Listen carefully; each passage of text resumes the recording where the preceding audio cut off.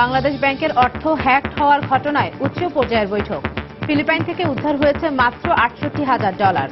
ব্যবস্থা নেয়ার ঘোষণা অর্থমন্ত্রীর। I'm certainly going to take action on this audacity of Bangladesh. Banking খাত আস্থা সংকটে পড়বে বলছেন অর্থনীতিবিদরা। প্রকৃত কারণ উদ্ঘাটনের তাগিদ। যতই মেশিন যতই ক্রস চেকিং করুক সিস্টেম, পেছনের মানুষটা তো ইম্পর্টেন্ট। সেই জন্য এরকম গুরুত্বপূর্ণ জায়গাতে বাংলাদেশ ব্যাংক সবসময় আমার মনে হয় তারা অবশ্যই ব্যাপারে সজাগ ছিল, এখন আরো সজাগ হবে। পরিমাণ রিজার্ভ এখানে চুরি হয়ে গেছে, সেটা ফেরত আনার যদি একটা ব্যবস্থা করা যায় তাহলে কিন্তু ওই সমস্যার সৃষ্টি হবে না। দেখছিলেন প্রধান শিরোনাম। দুপুরের সময় সঙ্গে আছি আমি ইশরাত জাহান এবং আমি শেখ জায়েদ। এবার অন্যান্য শীর্ষ সংবাদ। রাজধানীতে চলছে 24 ঘন্টার সিএনজি অটোরিকশা ধর্মঘট। নগরবাসীর ভোগান্তি। 900 টাকার বেশি জমা নিলে মালিকের বিরুদ্ধে ব্যবস্থা নেয়ার হুঁশিয়ারি সড়কমন্ত্রী। বাড়িওয়ালা ও ভাড়াটিয়ার তথ্য নেয়ার বৈধতা চ্যালেঞ্জ করে রিট হাইকোর্টে খারিজ। তথ্য দিয়ে কেউ ক্ষতিগ্রস্ত হলে নেওয়া যাবে আইনি ব্যবস্থা। বিভিন্ন দেশে বন্দী 13,000-এর বেশি বাংলাদেশি পরিচয়ে নিশ্চিত না হওয়ায় ফিরিয়ে আনতে বিলম্ব, বলছে পররাষ্ট্র মন্ত্রণালয়। অধিকার নিশ্চিতের আহ্বান অভিবাসন বিশেষজ্ঞের। সারা দেশে জমে উঠেছে ইউনিয়ন পরিষদ নির্বাচনের প্রচারণা। প্রার্থী নির্বাচনে চলছে ভোটারদের চুলচেরা বিশ্লেষণ। প্রাধান্য দেওয়া হচ্ছে এলাকার উন্নয়নকে। এবং সুপার 10 নিশ্চিতের লড়াইয়ে রাতে ওমানের মুখোমুখি হবে বাংলাদেশ। কন্ডিশন নিয়ে না ভেবে জয়ের লক্ষ্য টাইগারদের। অঘটনের স্বপ্নে বিভোর ওমান।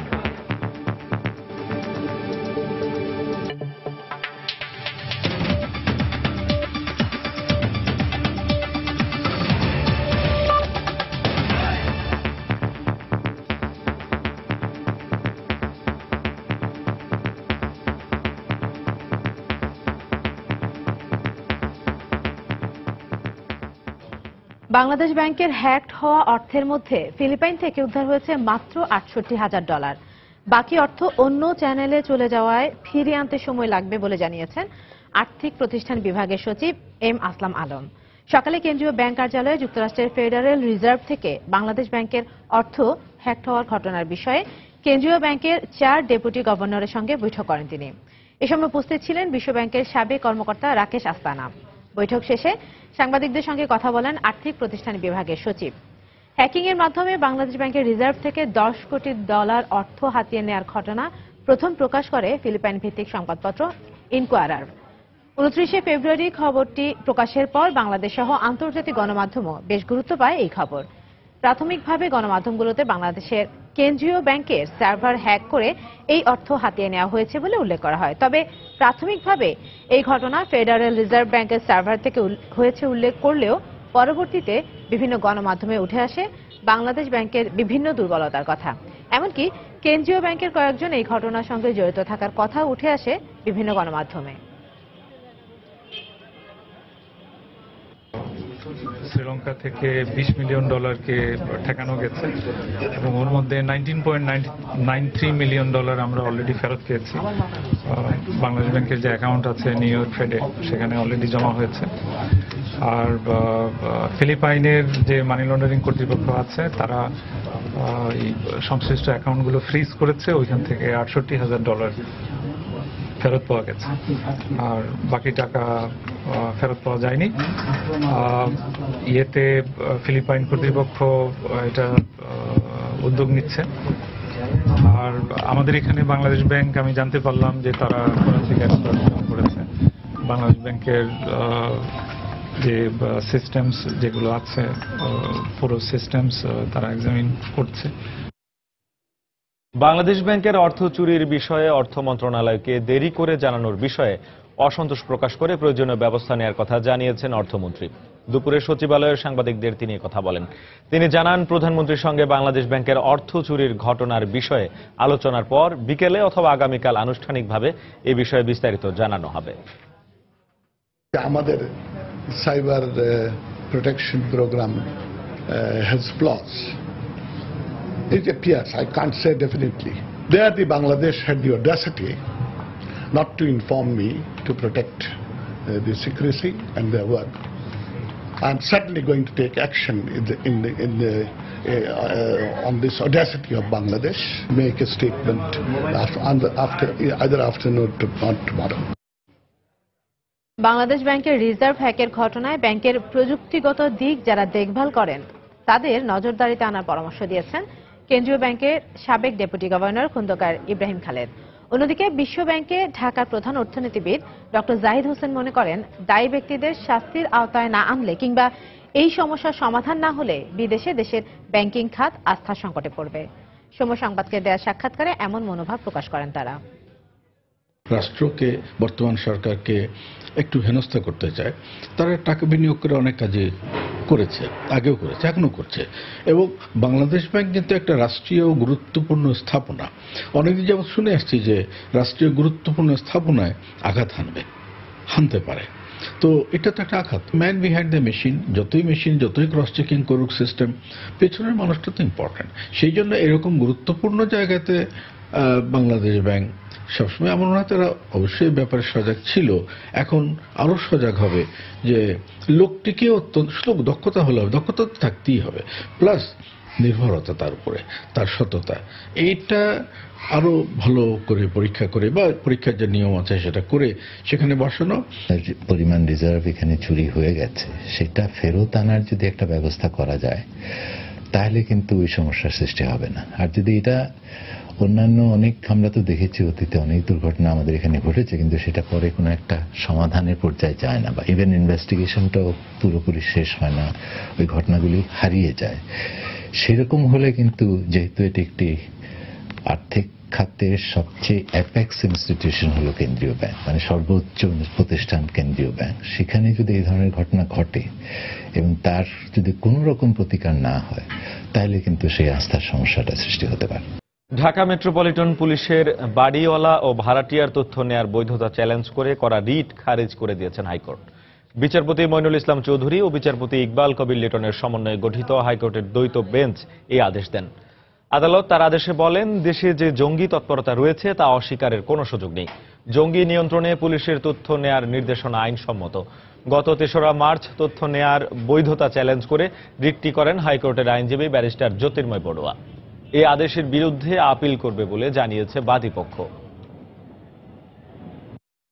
সাম্প্রতিক যে ঘটনাগুলো ঘটেছে, জঙ্গিরা এক এক সময় এক এক জায়গাতে একটা ঘটনা ঘটিয়ে আবার ভাড়া করা বাসায় সেখানে আশ্রয় নেয়, পরবর্তী সেখান থেকে তাদের কাছ থেকে বিভিন্ন ধরনের এক্সপ্লোসিভ সামগ্রী সব বই পুস্তক পাওয়া যায়।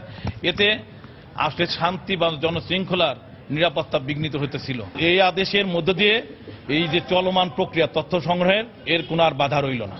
কোনো সুনির্দিষ্ট ঘটনার ক্ষেত্রে তারা যাবতীয় তথ্য চাইতে পারবেন। সেটার জন্য আসলে এই বিধিমালা ছাড়াও মৌলিক আরও যে সমস্ত আইনগুলো আছে, যেমন ফৌজদারি কার্যবিধি আছে এবং পুলিশ অ্যাক্ট আছে এবং ডিএমপি অর্ডিন্যান্স আছে, এগুলোতেও যথেষ্ট প্রভিশন আছে এবং সেগুলোতে আমরা ক্যাটেগরিক্যালি কোর্টে বলেছিলাম যে আসলে সেগুলোতে তারা পারেন, কিন্তু সেটা স্পেসিফিক কোনো ঘটনা হতে হবে। একদম লুজলি সবার ইনফরমেশন চাওয়ার ক্ষেত্রে কোনো রকমের কোনো সুনির্দিষ্ট আইন নেই। বাংলাদেশ থেকে শ্রমিক নেয়ার চুক্তি বাতিলের বিষয়ে এখনো আনুষ্ঠানিকভাবে সরকারকে কিছু জানায়নি মালয়েশিয়া। সকালে মন্ত্রণালয়ে প্রবাসী কল্যাণ সচিব বেগম শামসুন নাহার সাংবাদিকদের একথা জানান। তিনি বলেন, মালয়েশিয়ার সিদ্ধান্ত জানা গেলে পরবর্তী কার্যক্রম গ্রহণ করবে সরকার।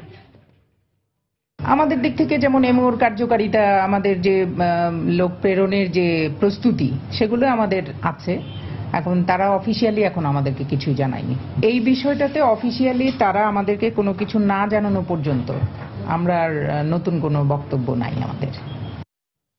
বাংলাদেশের সঙ্গে মালয়েশিয়ার চুক্তি বাতিলের পেছনে দেশীয় ও আন্তর্জাতিক ষড়যন্ত্র থাকতে পারে বলে মন্তব্য করেছেন বায়রার সভাপতি আবুল বাশার। দুপুরে মগবাজারে নিজ কার্যালয়ে সাংবাদিকদের সঙ্গে কথা বলেন তিনি। শ্রমিক পাঠাতে ব্যবসায়ীদের পক্ষ থেকে আবারও চেষ্টা করা হবে বলে জানান তিনি। দেশীয় এবং আন্তর্জাতিক চক্রান্ত থাকে, আমরা আবারও পুনরায় আমরা আবার চেষ্টা করব ওই দেশে যেন আমরা আমাদের শ্রমিক পাঠিয়ে যত বেশি লোক পাঠাতে পারি, বেকারত্ব দূর হবে, আমরা ফরেন কারেন্সি আসবে, এটার জন্য আমাদেরও ব্যবসা হবে। এটা আমরা অব্যাহত আমাদের চলমান থাকবে। বিশ্বের বিভিন্ন দেশে বছরের পর বছর বন্দি জীবন কাটাচ্ছেন 13,000-এর বেশি বাংলাদেশি। শুধু গত এক বছরে বন্দির সংখ্যা বেড়েছে প্রায় 6,000। পররাষ্ট্র মন্ত্রণালয় বলছে, পরিচয় নিশ্চিত হওয়া গেলে তাদের দ্রুত দেশে ফিরিয়ে আনার প্রক্রিয়া চালানো সম্ভব। অভিবাসন বিশেষজ্ঞের মতে শুধু ফিরিয়ে আনাই নয়, সে দেশ থেকে প্রাপ্য অধিকার নিয়েই যেন তারা ফিরতে পারেন সেই উদ্যোগ নিতে হবে। এহসান জুয়েলের রিপোর্ট। দুবেলা দুমুঠো আহার আর একটু সুখের আশায় তাদের স্বদেশ ছেড়ে যাওয়া, কখনো ঝুঁকি নিয়ে অবৈধ পথে, কখনো দালালের খপ্পরে পড়ে তাদের ঠাঁই এখন ভিনদেশের কারাগারে। তবে অনেক ক্ষেত্রে বৈধ কাগজপত্র থাকার পরও চাকুরিদাতার প্রতারণার কারণে অনেককে যেতে হচ্ছে কারাগারে। সরকারি হিসেবে বিশ্বের 37টি দেশে গত বছর যেখানে প্রায় 7,000 বাংলাদেশি বন্দী ছিল, বর্তমানে সে সংখ্যা 13,024 জন। এর মধ্যে সর্বোচ্চ প্রায় 4,000 বন্দী রয়েছেন ভারতে। আটককৃতদের মধ্যে 55 জন বন্দী রয়েছেন মৃত্যুদণ্ডাদেশ নিয়ে। অভিযোগ রয়েছে বছরের পর বছর ধরে বিদেশের কারাগারে আটক থাকলেও তাদের মুক্ত করে আনতে তেমন কোনো উদ্যোগ নেওয়া হয় না। তবে পররাষ্ট্র মন্ত্রণালয় বলছে অনেক সময় ভুয়া নাগরিক শনাক্ত করতে সময় ক্ষেপণ হয়। তারা অব্যাহতভাবে আমাদেরকে বলেন এরা বাংলাদেশের নাগরিক, ফেরত নিয়ে আসতে হবে।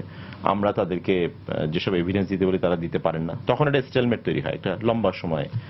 দেখা গেল ওই 200 জনের মধ্যে হয়তো 2 জন সত্যিকার অর্থে বাঙালি আছে, তো তখন ওই 2 জনকে বা 5 জনকে ওখান থেকে বের করে নিয়ে আসা এটা সময় সাপেক্ষ ব্যাপার। অভিবাসন বিশেষজ্ঞরা বলছেন বৈধ পথে যাওয়া বন্দীদের দেশে ফিরিয়ে আনার সময় লক্ষ্য রাখতে হবে সে দেশ থেকে তাদের ন্যায্য পাওনা আদায় হয়েছে কিনা। শুধুমাত্র ডিটেইনিদের ফিরে আনা না, তাদের ন্যায্য যেই অধিকার সেটা যেন নিশ্চিত হয়। এমন বহু সংখ্যক বাংলাদেশি বিভিন্ন শ্রম গ্রহণকারী দেশগুলোতে আছেন যেখানে তারা বৈধ কাগজপত্র তারা সেই সমস্ত দেশে নিয়ে গেছেন, তারা বাধ্য হয়েছেন তাদের চাকরি থেকে ছেড়ে দিতে। তিনি যদি এখন একটা অনিয়মিত অবস্থায় থেকে থাকেন, তার জন্য যে একটা আইনি লড়া এবং সে তাকে যেন তার ন্যায্য পাওনা তিনি যেন পেতে পারেন, এই ব্যাপারেও কিন্তু সরকারকে উদ্যোগী হতে হবে। যেসব দেশে বাংলাদেশের দূতাবাস বা মিশন নেই সেসব দেশের তথ্য অন্তর্ভুক্ত করা সম্ভব হয় না। তাই সরকারি হিসেবে বিদেশে বন্দীর সংখ্যা 13,000 বলা হলেও বাস্তবে এই সংখ্যা আরো বেশি বলে মনে করেন বিশেষজ্ঞরা। এহসান জুয়েল, সময় সংবাদ, ঢাকা। দুপুরের সময় আরো থাকছে। আমার মা আমার সাথে কথা বলতেছে না, কেন এরকম হয়েছে আমি বুঝতেছি না। চট্টগ্রামে পিকআপ ভ্যানের সঙ্গে সিএনজি অটোরিকশার সংঘর্ষে মা ও 2 ছেলে নিহত, আহত বাবা মেয়ে। স্কুল কলেজের শিক্ষার্থীদের যাতায়াতের জন্য বাসের ব্যবস্থা করতে সহযোগিতার হাত বাড়াতে সমাজের বিত্তবান ও ব্যবসায়ীদের প্রতি আহ্বান জানিয়েছেন প্রধানমন্ত্রী শেখ হাসিনা। বর্ডার গার্ড বাংলাদেশ বিজিবির 2টি শিক্ষা প্রতিষ্ঠানকে বাসের চাবি হস্তান্তর অনুষ্ঠানে এই আহ্বান জানান তিনি। প্রধানমন্ত্রী বলেন, স্কুল কলেজের শিক্ষার্থীদের যাতায়াতের আলাদা বাসের ব্যবস্থা করা গেলে রাজধানীর সড়কগুলোতে যানবাহনের চাপ কমবে। নিটল নিলয় গ্রুপের দেয়া 35 আসনের 7টি বাসের চাবি তুলে দেওয়া হয় বীরশ্রেষ্ঠ ল্যান্স নায়েক নূর মোহাম্মদ পাবলিক স্কুল ও কলেজ এবং বীরশ্রেষ্ঠ আব্দুর রউফ পাবলিক স্কুল ও কলেজের অধ্যক্ষের হাতে। এর আগে শেখ ফজিলাতুন্নেসা কেপিজে বিশেষায়িত হাসপাতাল ও নার্সিং কলেজের প্রধান নির্বাহীর হাতে একটি 4D আলট্রাসোনোগ্রাম মেশিন হস্তান্তর করেন প্রধানমন্ত্রী।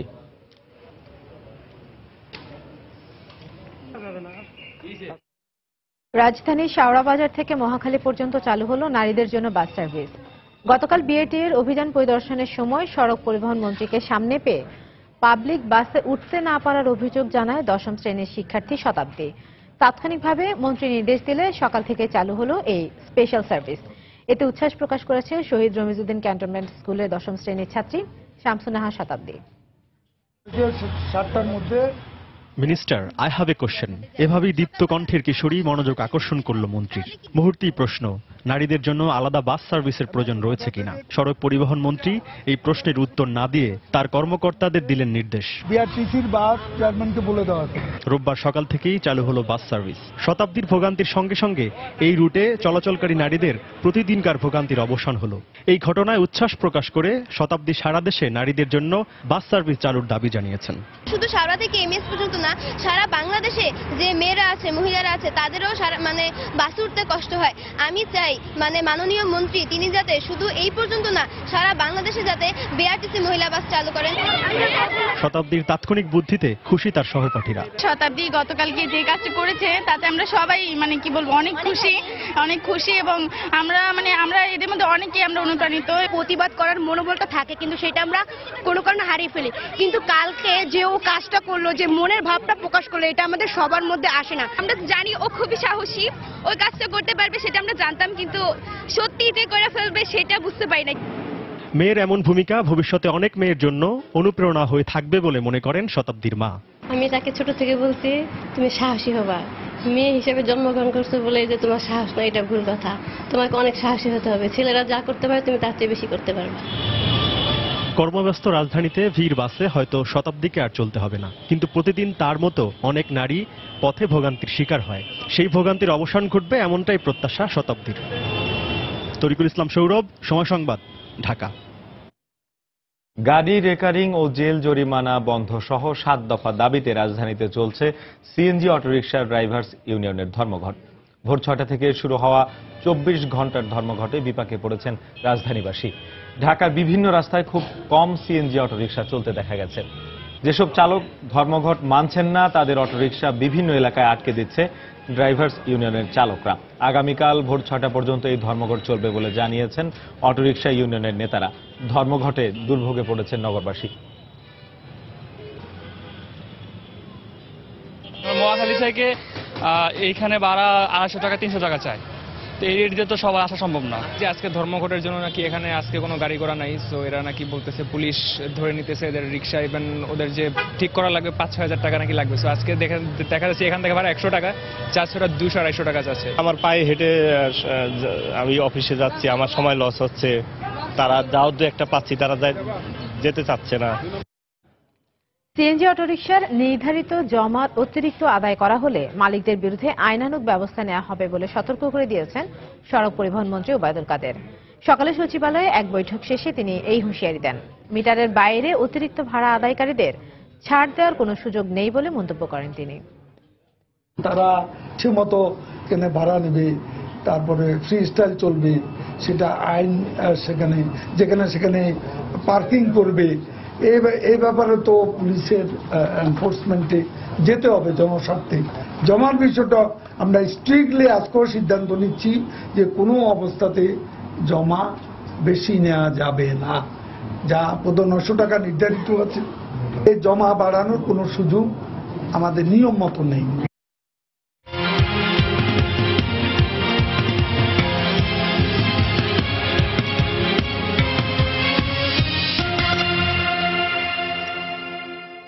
আর মাত্র 9 দিন পরেই অনুষ্ঠিত হবে প্রথম দফা ইউনিয়ন পরিষদ নির্বাচন।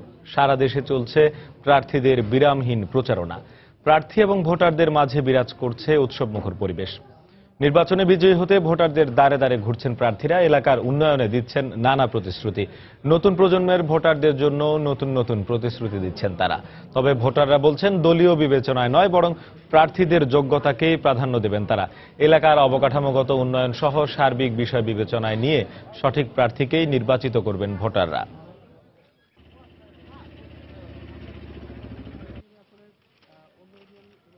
দর্শক, এই মুহূর্তে ঢাকার দোহার উপজেলায় আছেন সহকর্মী তারেকুজ্জামান শিমুল।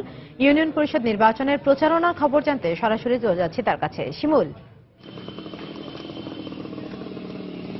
এরশাদ দোহার উপজেলায় যে 5টি ইউনিয়নের নির্বাচন অনুষ্ঠিত হচ্ছে তার মধ্যে একটি ইউনিয়ন হচ্ছে কুসুমহাটি ইউনিয়ন। সেই ইউনিয়নের একেবারে প্রত্যন্ত এলাকায় আমরা এখন এসে পৌঁছেছি এবং সকাল থেকে আপনাদেরকে জানাচ্ছিলাম নির্বাচনের খবর, এবং আমরা এর আগে বিভিন্ন বাজার এবং মোড়ঘাটের খবর জানিয়েছি। এখন আমরা একেবারে প্রত্যন্ত এলাকায় বলা চলে সেখানে আমরা আছি, এবং সেখানে আমরা এসে একটি দোকান পেলাম। যে দোকানে আমি দেখতে পাচ্ছি যে আসলে বেশ কিছু মানুষজন বসে আছে। তো তাদের কাছ থেকে আমরা জেনে নেব যে আসলে নির্বাচনের যে হাওয়া এখানে বইছে সেই হাওয়ার আসলে কে কোন দিকে যাচ্ছে এবং কার আসলে জয় সম্ভাবনাটা কেমন, এবং প্রার্থীদের মধ্যে যে হাড্ডাহাড্ডি লড়াইয়ের কথা বলা হচ্ছে সেই লড়াইটি আসলে কেমন, প্রকৃতপক্ষে লড়াই নির্বাচনী যে সুষ্ঠু পরিবেশে সেই লড়াইটি সম্পন্ন হবে কিনা, এবং ভোটাররা আসলে প্রার্থীদেরকে নিয়ে কি ভাবছেন এবং প্রার্থীদেরকে তারা কি ধরনের প্রার্থী পছন্দ করতে যাচ্ছেন। তো সেক্ষেত্রে এখানে আমি একজনের সাথে কথা বলবো। একজন এখানে আপনাদের মধ্যে কেউ একজন আমাদেরকে একটু জানান যে আসলে এই এলাকার নির্বাচনী পরিবেশটা কেমন এবং হচ্ছে আপনারা কি ধরনের প্রার্থী পছন্দ করতে যাচ্ছেন। না, আমাদের এলাকার নির্বাচন খুব সুষ্ঠু হচ্ছে, কোনো সমস্যা নেই। এখন তো কোনো সহিংসতা হয় নাই, মনে হয় সামনে হবে কিনা সেটা জানি না। তবে জনগণ চাচ্ছে যারা নাকি এই চেয়ারম্যান প্রার্থী 7 জন চেয়ারম্যান প্রার্থী প্রতিদ্বন্দ্বিতা করছে, যে গরিব দুঃখীর পাশে থাকবে তাকে আমরা ভোট দিব, তাকে জয়যুক্ত করবো ইনশাল্লাহ। আপনাদের এলাকায় সকাল থেকে আসার পর থেকে একটি বিষয় আমরা শুনতে পাচ্ছি যে আসলে মাদকের যে নাকি প্রচন্ড রকম ছড়াছড়ি, তো সেই বিষয়টি আপনাদের গুরুত্ব দিচ্ছেন কিনা? আপনার মাদক? অবশ্যই আমরা মাদকের উপর যথেষ্ট গুরুত্ব দিচ্ছি। আমরা যাকে চেনো সে মাদক এবং শিক্ষা প্রতিষ্ঠান, ছেলে মেয়ে যারা স্কুল কলেজে পড়ে আমাদের আছে, এগুলো ঠিক রাখবে। রাস্তাঘাট আমাদের অবস্থা খারাপ, রাস্তাঘাট বিগত দিন যারা আসছে তারা তেমন কিছু করতে পারে না। এখন সামনে কি হবে, যারা আমরা যোগ্য মনে করবো তাকে আমরা ভোট দিব, যে ভালো কাজ করবে তার পাশে থাকবো ইনশাল্লাহ, তাকে ভোট দিয়ে 22 তারিখে আমরা জয়যুক্ত করবো ইনশাল্লাহ। তো এর সাথে আপনি শুনতে পাচ্ছিলেন যে এখানকার যারা ভোটার আছেন তারা তাদের ভাবনার কথা জানাচ্ছিলেন এবং তারা বলছিলেন যে আসলে তারা এই এলাকার শিক্ষা দেখে এবং মাদকের প্রভাব যেটি আছে সেই প্রভাব থেকে তারা এই এলাকাকে মুক্ত করতে চান এবং সেদিক বিবেচনা করে তারা আগাচ্ছেন। তো আরেকটি বিষয় আপনাদেরকে জানিয়ে রাখি যে এই 22 তারিখের নির্বাচনে এই দোহার অঞ্চলে যে বিষয়টি অন্যতম ফ্যাক্টর হিসেবে কাজ করবে সেটি হচ্ছে এলাকার নারী এবং তরুণ ভোটার, কারণ এখানকার যেই 88,000 ভোটার আছেন তার মধ্যে অর্ধেকেরও বেশি নারী এবং সেই নারী ভোটারদের সাথেও আমরা কথা বলেছিলাম, তারাও আমাদেরকে একইভাবে জানিয়েছেন যে এই নারী শিক্ষা এবং নারী অগ্রণীরা যারা ভূমিকা রাখবে তাদেরকেও তারা প্রার্থী হিসেবে বেছে নেবে এবং ভোট দিবেন। ইরশাদ। দর্শক, ঢাকার দোহার থেকে ইউনিয়ন পরিষদ নির্বাচনের প্রচারণা খবর জানাচ্ছিলেন সহকর্মী তারিকুজ্জামান শিমুল।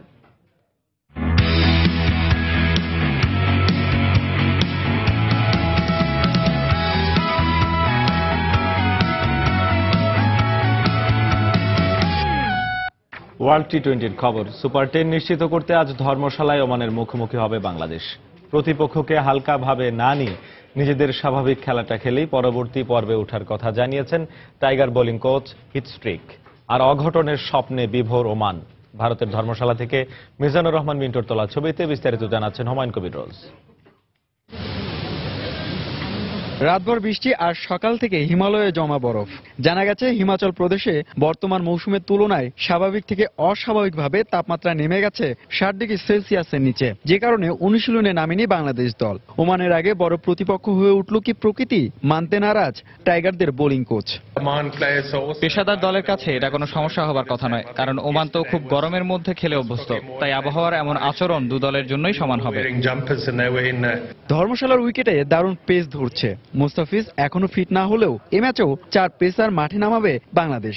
জানা গেছে টাইগারদের অপরিবর্তিত একাদশ নামছে ওমানের বিপক্ষে। ক্রিকেটীয় বিচার বিশ্লেষণে প্রতিপক্ষ ওমান বাংলাদেশের তুলনায় যোজন যোজন পিছিয়ে থাকলেও পচা শামুকে পা কাটতে চায় না বাংলার বাঘেরা।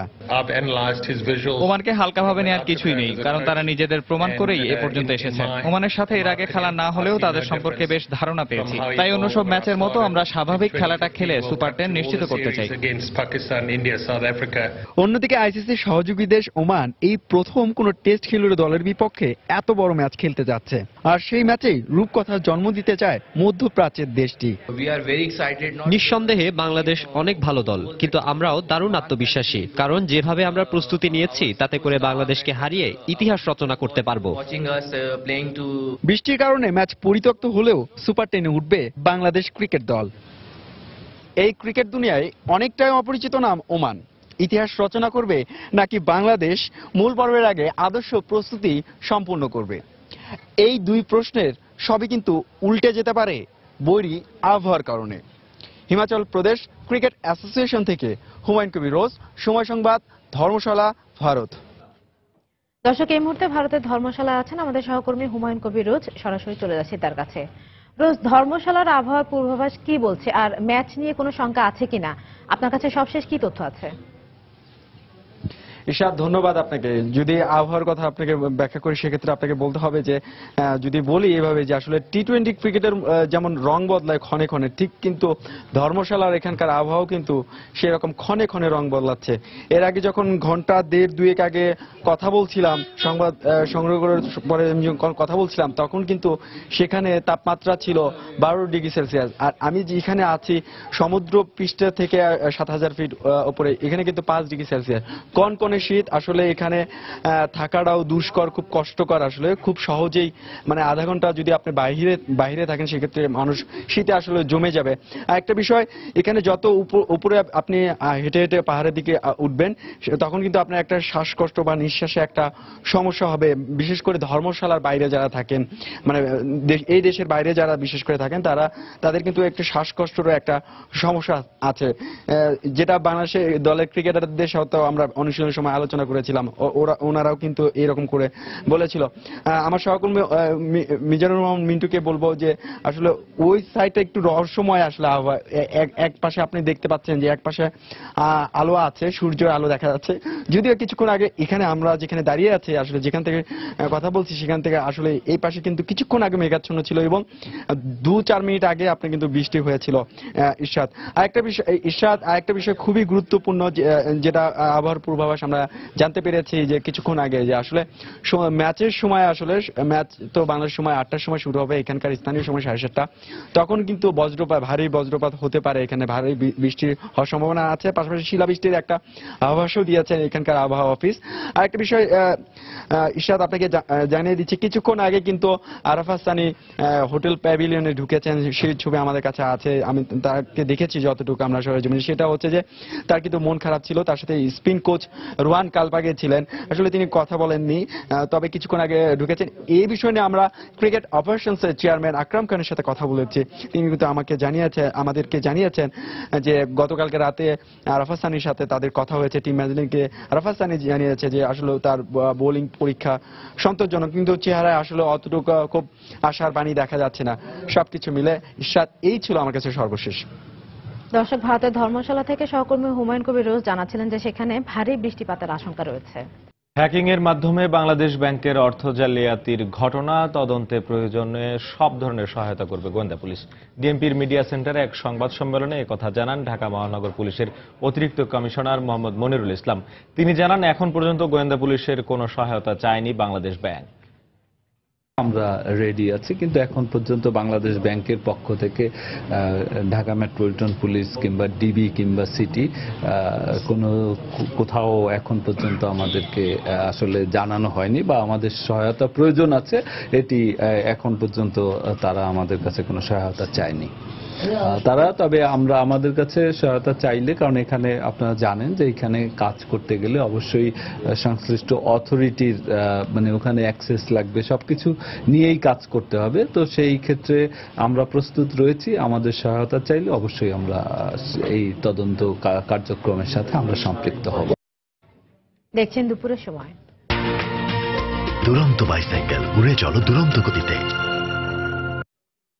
চট্টগ্রামে পিকআপ ভ্যানের চাপায় মা ও 2 ছেলে সহ সিএনজি অটোরিকশার 3 যাত্রী নিহত হয়েছেন। আহত হয়েছেন বাবা ও মেয়ে। ভোরে ঢাকা চট্টগ্রাম পুরাতন মহাসড়কের মিরসরাইয়ে এই দুর্ঘটনা ঘটে। স্বজনরা জানান, জোরারগঞ্জ থানার ইমামপুর গ্রামের ব্যবসায়ী দিদারুল কবির পরিবার নিয়ে টাঙ্গাইল থেকে বাড়ি ফিরছিলেন। পথে তিতা বটতলা এলাকায় ঢাকাগামী একটি পিকআপ ভ্যান পেছন থেকে তাদের অটোরিকশাটিকে চাপা দেয়। এতে ঘটনাস্থলে দিদারুলের স্ত্রী শাহেদা আক্তার, ছেলে সাইমন কবির ও সাইদুল কবির মারা যান। এ সময় আহত দিদারুল কবির ও তার মেয়ে সাবরিনাকে উদ্ধার করে এলাকাবাসী। পরে পুলিশ ঘটনাস্থলে পৌঁছে নিহতদের লাশ উদ্ধার করে গ্রামের বাড়ি ইমামপুরে স্বজনদের কাছে হস্তান্তর করে। এ সময় আহাজারিতে ভারী হয়ে ওঠে পুরো এলাকার পরিবেশ।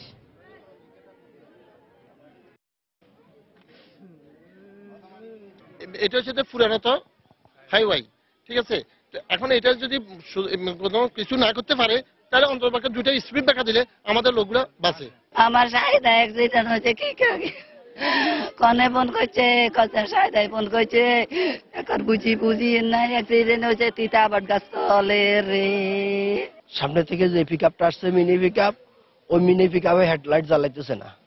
হেডলাইট অফ করে দেওয়ার কারণে সিএনজিরা একদম রং হয়ে গেছে, ওই থেকে কাটি নেওয়ার পরে লাস্টে আমার গাড়ির সাথে বাড়ি লাগিয়েছে। আমার ছেলে, বড় ছেলে, আমার ছোট ছেলে, আমার ওয়াইফ সবাই আমার ছেড়ে চলে গেছে। আমার বড় মেয়ে, একটা মেয়ে, আমার শুধু একটা মেয়ে আছে, আর কিছু নাই। এই পৃথিবীতে শুধু একটাই আছে। দুপুরের সময় আরো থাকছে। পশ্চিমবঙ্গ বিধানসভা নির্বাচনে জোটবদ্ধভাবে আসন বন্টনে বামফ্রন্ট কংগ্রেসের মধ্যে সমঝোতা হয়নি। তৃণমূলের ইশতেহারের কড়া সমালোচনা বিজেপির। সারা দেশে ডিসেম্বর থেকে মে এই 6 মাসে অগ্নিকাণ্ডের ঘটনা ঘটে সবচেয়ে বেশি। এর অধিকাংশ দুর্ঘটনা ঘটে চুলা ও বৈদ্যুতিক সরঞ্জাম থেকে। বিশেষজ্ঞদের মতে সচেতনতার অভাবেই ঘটে এই ধরনের দুর্ঘটনা। সচেতনতা বাড়ানো গেলে অগ্নিকাণ্ডের ক্ষয়ক্ষতি অনেকাংশেই কমিয়ে আনা সম্ভব। এই ধরনের দুর্ঘটনা মোকাবেলায় আগামীতে উদ্ধারকর্মী, স্বেচ্ছাসেবক ও ফায়ার স্টেশন বাড়ানোর পরিকল্পনা রয়েছে বলে জানিয়েছে ফায়ার সার্ভিস। ইসরাত জাহানের রিপোর্ট। সারা দেশের মোট অগ্নিকাণ্ডের 23% চুলা থেকে আর 40% ঘটে বৈদ্যুতিক সরঞ্জামাদি থেকে। অসচেতনতাকেই এর মূল কারণ বলছেন বিশেষজ্ঞরা। আবার কর্মস্থলে বা বাসায় আগুন নেভানোর সরঞ্জাম থাকলেও এসবের ব্যবহার জানেন না অনেকেরই স্বচ্ছ ধারণা নেই আগুন লাগার পরের করণীয় সম্পর্কে। অক্সিজেন পেতে হবে, নির্দিষ্ট তাপমাত্রা হতে হবে এবং দাহ্য বস্তু থাকতে হবে। এই তিনটা যখনই একসাথে হবে তখনই আগুন জ্বলবে। আর এই তিনটা থেকে একটা সরাতে পারলেই কিন্তু আগুন নেভে যাবে। এবং সরানোর জন্য সবচেয়ে বড় এবং বেশি জরুরি হচ্ছে উপস্থিত বুদ্ধি। বিভিন্ন সংস্থা, বিভিন্ন অর্গানাইজেশন আমরা যে দেখি, তাদের এখানে কিন্তু আপনার এক্সটিংগুইশার লাগানো আছে, বিভিন্ন ইয়েও লাগানো আছে, সাইনেজ, বিভিন্ন মার্কিং করা আছে। যখন আমরা একটা ইন্ডিভিজুয়ালকে আমরা জিজ্ঞাসা করি এগুলো কি, সে কোনো উত্তর দিতে পারে না। বাট এগুলো কিন্তু লাইফ সেভিংস টিপস। আগুন লাগলে আতঙ্কিত না হয়ে শ্বাসনালী রক্ষা সহ দ্রুত কিছু ব্যবস্থা নেওয়ার পরামর্শ দিয়েছেন বিশেষজ্ঞরা। শরীরে আগুনের জন্য কিন্তু কম্বল দিয়ে ঢাকাটাই যথেষ্ট নয়, তাকে অবশ্যই পানি দিয়ে ঠান্ডা করতে হবে। পানি অনবরত দিতে থাকতে হবে। কারণ হলো যে উপরে চামড়ায় যখন আগুন লাগে তখন আগুনটা ভিতরের দিকে যেতে থাকে। আমাদের সেই দুর্বল জায়গাটা হলো যে শ্বাসনালী। যখনই আগুন লাগে তখন মুখটাকে ঢাকতে হবে, কাপড় দিয়ে, রুমাল দিয়ে, যা আছে ওড়না দিয়ে মুখটাকে ঢাকতে হবে, যাতে করে তাপটা ফিল্টার্ড হয়ে যেন ভিতরে ঢুকে। শুষ্ক মৌসুমে আগুন লাগার ঘটনা বেড়ে যায়, তাই আগাম প্রস্তুতি হিসেবে বিভিন্ন গুরুত্বপূর্ণ স্থানে ফায়ার সার্ভিসের জনবল ও উপকরণ মোতায়েন রাখা হচ্ছে। একই সাথে শুক্র শনিবার বস্তি ও গার্মেন্টস এলাকায় সাধারণ মানুষকে প্রশিক্ষণ দিচ্ছেন তারা। ট্রাফিক জ্যামের জন্য আমরা ঠিকমতো মানে টাইম মতো আমরা রেসপন্স করাটা আমাদের জন্য ডিফিকাল্ট হবে। সেই জন্য বিভিন্ন পয়েন্টে কিন্তু আমরা আমাদের গাড়িগুলো স্টেজিং ফরওয়ার্ড করে রাখি। বাংলাদেশের 16 কোটি মানুষের জন্য ফায়ার সার্ভিসের উদ্ধারকর্মী রয়েছে মাত্র 8,000। 2017 সালের মধ্যে আরও 9,000 উদ্ধারকর্মী নিয়োগ এবং ফায়ার স্টেশনের সংখ্যা 305টি থেকে বাড়িয়ে 549টি করার পরিকল্পনা রয়েছে। ইশরাত জাহান, সময় সংবাদ, ঢাকা।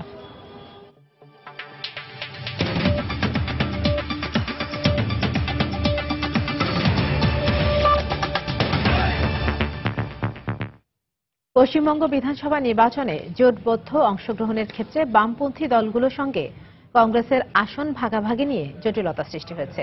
তবে বেশ কিছু আসনে প্রার্থী বাছাইয়ের কাজ এগুচ্ছে জানিয়ে শিগগিরই জটিলতা দূর হবে বলে আশা প্রকাশ করেছেন দু দলের নেতারা। এদিকে তৃণমূল কংগ্রেসের নির্বাচনী ইশতেহার নিয়ে তীব্র প্রতিক্রিয়া ব্যক্ত করেছে বিজেপি। তৃণমূলের নির্বাচনী ইশতেহার দেওয়ার পর দিন দলটির কড়া সমালোচনা করল বিজেপি। শনিবার সন্ধ্যায় কলকাতায় দলীয় অফিসে সংবাদ সম্মেলনে রাজ্য বিজেপি সভাপতি দিলীপ ঘোষ দাবি করেন, সিঙ্গুরে বিজেপি ছাড়া কেউ কারখানা করতে পারবে না। উনি কখন বলেন যে 68 লক্ষ লোককে চাকরি দিয়েছেন। আমরা হিসাব করে দেখলাম যে 77,257টা বুথে প্রতি বুথে 80 জনের চাকরি পাওয়ার কথা এই হিসাব অনুযায়ী। আমি গ্রামেগঞ্জে যাই, লোককে জিজ্ঞেস করলাম, ভাই তোমার বুথে কেউ চাকরি পেয়েছে? আজ পর্যন্ত আমাকে কেউ হ্যাঁ বলেনি। তো এই চাকরিগুলো কে পেলো? ভূতে পেলো না অন্য রাজ্যের থেকে গিয়ে চাকরিগুলো নিয়ে গেল? এটা আমার চিন্তার বিষয়। 294 আসনের পশ্চিমবঙ্গ বিধানসভা নির্বাচনে বামফ্রন্ট 2 দফায় 168টি আসনের প্রার্থী ঘোষণা করে। পাশাপাশি কংগ্রেসও 2 দফায় 107টি আসনের প্রার্থী তালিকা প্রকাশ করে। কংগ্রেসের দাবি অনুযায়ী ন্যূনতম 80 আসনও ছাড়তে রাজি হয়নি বামফ্রন্ট। এছাড়া কিছু আসনে 2 দলই প্রার্থী ঘোষণা করায় বামফ্রন্ট কংগ্রেসের জোটে টানাপোড়েন শুরু হয়। সমস্যা সমাধানে বৃহস্পতিবার গভীর রাত পর্যন্ত বৈঠক করেন কংগ্রেস ও বামফ্রন্টের নেতারা। বৈঠক সফল হয়েছে বলে শনিবার দাবি করেন প্রদেশ কংগ্রেস সভাপতি অধীর রঞ্জন চৌধুরী। প্রথম পর্যায়ের নির্বাচন শুরু হয়ে গেছে, তাই আসনে নির্বাচন হবে। সেখানে কংগ্রেসের যে শেয়ার, সেই শেয়ার অনুযায়ী কালকে আপনাদের জানিয়ে দিচ্ছি আমরা কোথা থেকে আমরা প্রার্থী তালিকা তৈরি করছি। ঠিক একইভাবে আজও আমরা 32টি যেখানে যেখানে কংগ্রেসের নির্বাচিত সদস্য আছে সেই রকম 32টি বিধানসভার তালিকা আমরা তৈরি করলাম। বামপন্থীরা এই জোটকে ইতিবাচকভাবে এগিয়ে নিতে চান বলে দাবি সিপিএম এর রাজ্য সম্পাদক ও বিধানসভার বিরোধী নেতা সূর্যকান্ত মিশ্রের। তিনি বলেন, রাজ্যে তৃণমূল ও বিজেপির আক্রমণের বিরুদ্ধে মানুষ ঐক্যবদ্ধ আন্দোলনে সামিল হতে চাইছেন। আমরা চাই বিভ্রান্তি দূর হোক, যাতে ইতিবাচক অগ্রগতি ঘটে। বামফ্রন্ট কংগ্রেসের জোট নিয়ে জোটের পাশাপাশি বিজেপিও রাজ্যের 80% আসনে প্রার্থী দিতে পারেনি। তৃণমূল ছাড়া নির্বাচনী ইশতেহারও প্রকাশ করেনি রাজ্যের প্রধান এই 3 রাজনৈতিক দল। বিরোধীদের এই দুর্বলতা কাজে লাগিয়ে পশ্চিমবঙ্গের শাসক দল তৃণমূল কংগ্রেস দিনরাত জোর কদমে প্রচার অভিযান চালিয়ে যাচ্ছে। সময় সংবাদ, কলকাতা। ইয়েমেনে সৌদি জোটের বিমান হামলায় 2 পুলিশ সহ আল কায়েদার 12 সদস্য নিহত হয়েছে। শনিবার এডেনে এই হামলার ঘটনা ঘটে বলে জানিয়েছে ইয়েমেন। নিরাপত্তা বাহিনীর একটি হেলিকপ্টার লক্ষ্য করে আল কায়েদার সদস্যরা গুলি চালানোর পরেই শুরু হয় ওই বিমান হামলা। দেশটির মানসুরা শহরে নিরাপত্তা বাহিনীর সঙ্গে আল কায়েদার সদস্যদের সংঘর্ষ হয়। এক বিবৃতিতে ইয়েমেনের নিরাপত্তা বাহিনী জানিয়েছে, মানসুরা এলাকার অধিবাসীদের নিরাপত্তা নিশ্চিত করতেই অভিযান চলছে।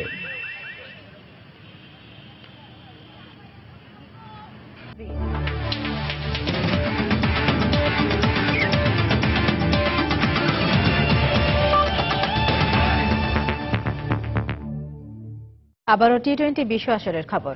আইসিসি সহযোগী দেশ ওমানের বিপক্ষে জয় পেতে খুব বেশি বেগ পেতে হবে না টাইগারদের, এই অভিমত ক্রিকেট বোদ্ধাদের। আর তাসকিন সানিদের বোলিং অ্যাকশন নিয়ে ওঠা আইসিসির সন্দেহ অযৌক্তিক ও সঠিক সময়ে করা হয়নি বলেই মনে করেন বিসিবির গেম ডেভেলপমেন্ট কমিটির ম্যানেজার নাজমুল আবেদিন ফাহিম ও সাবেক অধিনায়ক খালেদ মাসুদ পাইলট। ভারতের বিপক্ষে 5 উইকেট দিয়ে আন্তর্জাতিক ক্রিকেটে পথ চলা শুরু তাসকিন আহমেদের। 14টি একদিবসীয় ম্যাচের পাশে খেলেন 11টি টি-20। ক্যারিয়ারের শুরু থেকেই যার স্বপ্ন লাল সবুজ জার্সি গায়ে হবেন দেশের দ্রুততম ফাস্ট বোলার। আরেকজন আরাফাত সানি দেশের জার্সি গায়ে খেলেছেন 16টি ওয়ানডে ও 9টি টি-20। সীমিত ওভারের ক্রিকেটে তার ঝুলিতে আছে 34টি উইকেট। ক্রমেই স্পিন আক্রমণে ভরসার অন্য নাম হয়ে উঠেছেন এই সানি। গেল 2 বছর ধরে যারা আন্তর্জাতিক ক্রিকেটে নিয়মিত খেলছেন, হঠাৎ তাদের বোলিং অ্যাকশন নিয়ে আইসিসি সন্দেহ হওয়ায় প্রশ্ন উঠেছে বিভিন্ন মহলে। বিষয়টি ভালো চোখে দেখছেন না বিশ্লেষকরাও। রিসেন্ট পাস্টে যে বল করেছে তার থেকে তাদের বলের কোনোখানে কোনো পরিবর্তন এসেছে। সো 3 মাস আগে তাদের অ্যাকশনে যদি কোনো ফল্ট না থেকে থাকে, হঠাৎ করে এই ফল্টটা আবিষ্কার করাটা আমার কাছে একটু খটকার মতো। তো এই মুহূর্তে আপনার ওয়ার্ল্ড কাপের মাঝে কোনো প্লেয়ারকে ধরা আমি বলবো যে খুবই দুঃখজনক, এবং আমি বলবো যে একটা বাড়তি এটা প্রেশার প্লেয়ারের জন্য। একদিকে ব্যাটে রানের ফোয়ারা ছোটাচ্ছেন তামিম সাব্বির, অন্যদিকে ক্রিজে বেশিক্ষণ থাকতে নারাজ মুশি সাকিবের মতো বড় নাম। সাকিব শেষ 7 ম্যাচে করেছেন 100-এর কিছুটা কম, আর মুশি শেষ 7 ম্যাচে 2 অঙ্ক ছুঁয়েছেন মাত্র 2 বার। সাবেক অধিনায়ক খালেদ মাসুদ পাইলট জানালেন কেবল একটা ব্যাট প্যাচ কাটাচ্ছেন বাংলাদেশের সেরা 2 ক্রিকেটার। সাকিব সম্মত বলা মানে আমি বলবো নাম্বার 1 ওয়ার্ল্ড র্যাঙ্কিং এ, মুশফিকও আমাদের বেস্ট উইকেট কিপার ব্যাটসম্যান। তো আমি মনে হয় যে তাদের সাময়িক একটা সময় যায় না, মানুষের কিন্তু খারাপ সময় ভালো সময় যায়, এবং খারাপ সময়টা পাশে থাকাটা খুব ইম্পর্টেন্ট। সুপার 10-এ পৌঁছাতে বাংলাদেশের শেষ বাধা ওমান। তুলনামূলক দুর্বল এই দলকে হারাতে খুব বেশি বেগ পেতে হবে না বলেই মনে করেন দেশের ক্রিকেট বোদ্ধারা। যদি ভুল না করি, বাংলাদেশ টিম যেভাবে খেলছে প্রত্যেকটা সেক্টরে প্ল্যান হয়েছে, যেমন ব্যাটিং বোলিং প্রত্যেকে যেভাবে করছে, ফিল্ডিং, এটা যদি ধারাবাহিকতা ধরে রাখতে তাহলে আমার কাছে মনে হয় ওমানকে আমরা খুব সহজে হারাবো। আমি আরো বেশি আশাবাদী। গত 2টো ম্যাচে তামিমের যে ব্যাটিং আমি দেখেছি সেটা আমাদের দলের জন্য একটা বিশাল বুস্ট হিসেবে কাজ করবে। রায়হান মাসুদ, সময় সংবাদ, ঢাকা। স্প্যানিশ লিগের খবর। শিরোপার স্বপ্ন প্রায় শেষ হলেও এখনো টিকে আছে রিয়াল মাদ্রিদের রানার্স আপ হওয়ার সমীকরণ। দ্বিতীয় স্থান পুনরুদ্ধারের পথে এগিয়ে যেতে অপেক্ষাকৃত দুর্বল লা পালমাসের মুখোমুখি হবে রিয়াল মাদ্রিদ। ম্যাচটি শুরু হবে বাংলাদেশ সময় রাত 1টায়। লিগে এখনো 10 ম্যাচ বাকি রিয়াল মাদ্রিদের। শীর্ষে থাকা বার্সার সঙ্গে জিদানের দলের পয়েন্ট ব্যবধান 12। তাই ফর্মের তুঙ্গে থাকা বার্সার সঙ্গে এই ব্যবধান ঘুচিয়ে শিরোপা জয় করাটা হয়তো দিবা স্বপ্ন দেখার মতোই। তবে টানা 3 ম্যাচ জয় পাওয়া রিয়াল চায় জয়ের ধারা অব্যাহত রাখতে। যদিও চোট থেকে এখনো পুরোপুরি সেরে না ওঠায় স্ট্রাইকার করিম বেনজেমা পাবে না রিয়াল। করিম বেনজেমাকে পাচ্ছে না রিয়াল, কিন্তু তাতে খুব একটা সমস্যা হবার কথা না লস ব্লাঙ্কোসদের। কেননা এরই মধ্যে মৌসুমে 40 গোল করা ক্রিস্টিয়ানো রোনালদো আছেন দারুণ ফর্মে। ইনজুরি কাটিয়ে ফেরা গ্যারেথ বেলও ফিরেছেন ছন্দে। দুপুরের সময় এ পর্যায়ে শীর্ষ সংবাদ জানিয়ে দিচ্ছে আরেকবার। বাংলাদেশ ব্যাংকের অর্থ হ্যাকড হওয়ার ঘটনায় উচ্চ পর্যায়ের বৈঠক। ফিলিপাইন থেকে মাত্র $68,000 উদ্ধারের দাবি। কেন্দ্রীয় ব্যাংকের প্রতি ক্ষুব্ধ অর্থমন্ত্রী।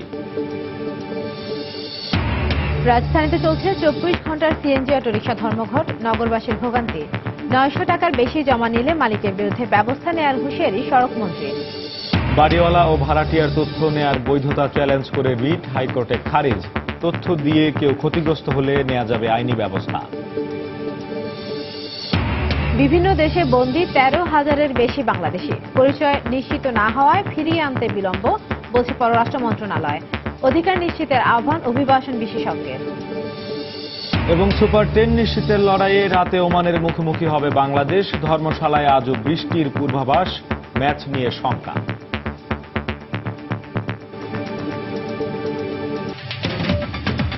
দর্শক, এই ছিল দুপুরের সময়। যে কোনো খবর পেতে ভিজিট করুন সময়নিউজ.tv। সঙ্গে থাকুন সময়।